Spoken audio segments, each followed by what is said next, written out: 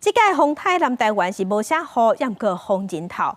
昨下晡着2班要休伫高雄小港机场的飞轮机，因为风上过头，降落失败，全要转去到起飞的所在。台南嘛有庙的牌楼规个倒去，阁有民众半暝去岸边看海影，因为风伤透，伊阁驶伤紧，家己去弄着路边出车祸，造成1个人死亡，2个人受伤。二次降落失败，班机无法度照原定计划降落。高雄小港机场下晡2架飞机定降落，分别是韩国仁川飞高雄的德威 TWP672班次，和中营 EVA 3226同空渡机飞高雄。因为风势影响，无法度降落，只有飞往韩国济州机场甲桃园机场。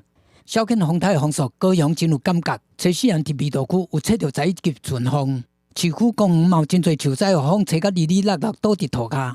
公园那边都有倒树啊，这边过港隧道过去那个也有倒啊，树也有倒。奥多摆倒几排啊，路口因为风切这因素，经过机车、人挂车嘛也有风险道。我要去逛一天呀，但是到这边车子就不敢骑啦。台南的风速同款强猛，行牌楼摇摇错错帮倒讲着人，用封锁线禁止通行。台南市北区这间庙宇的牌楼，险险叫对小犬风台甲车倒去。进前拢无，一届风台都要吹一个，你也会使阮发觉。初5透早1点，当地上强阵风有10级。天光了后，庙方发现牌楼险险放去，想要找人修理，阁拄着停办。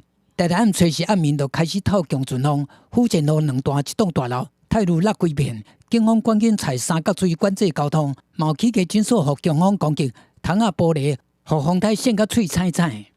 这个很重哎，感觉好重哦。林德民南路这个停车位嘛有强风掀甲变价，还有民众和朋友半暝驶车去岸边看海影，伫转厝的半路发生车祸，一死2伤。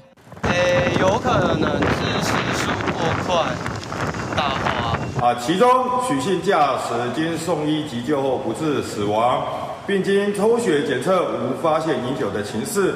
林尾渔港岛的风速，搁个是甲民众惊甲半暝困袂去。台湾高雄这个面对小犬风台，也无感受到第一严时的强降雨，生活强风吹甲密密麻麻。记者综合报道。